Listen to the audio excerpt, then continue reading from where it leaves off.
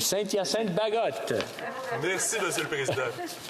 Alors, à Sainte-Marie-Madeleine, dans ma circonscription, il y a une intersection qui est très, très dangereuse. Il y a beaucoup d'accidents, dont plusieurs ont été rapportés par les médias, dont le Journal de Montréal récemment.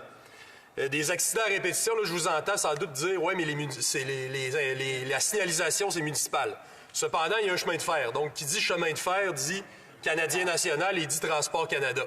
Donc, il faut bouger, il faut agir. Et puis, tous les acteurs locaux le disent, tout le monde s'entend sur le fait que l'ECN et Transport Canada ne collaborent pas.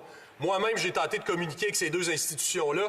Mes tentatives sont demeurées lettres mortes, ce qui est inacceptable, me semble-t-il.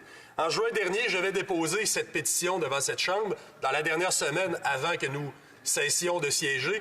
Cependant, comme on le sait, il y a eu cette élection inutile pour revenir au point de départ. Donc, tous les documents qui étaient en attente se sont retrouvés nuls et non avenus. Donc, je la redépose aujourd'hui. La première fois, j'avais 1200 signatures. Là, j'en ai 1155, donc environ le même nombre de signataires. Pourquoi une pétition parlementaire? À cause de l'obligation légale, bien sûr, d'obtenir une réponse après un certain nombre de jours.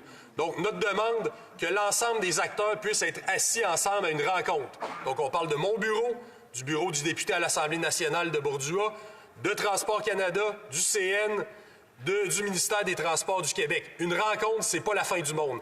Il faut le faire rapidement, il faut bouger, parce que d'ici là, on va continuer à compter les accidents, les blessés et les morts. Merci, M. le Président.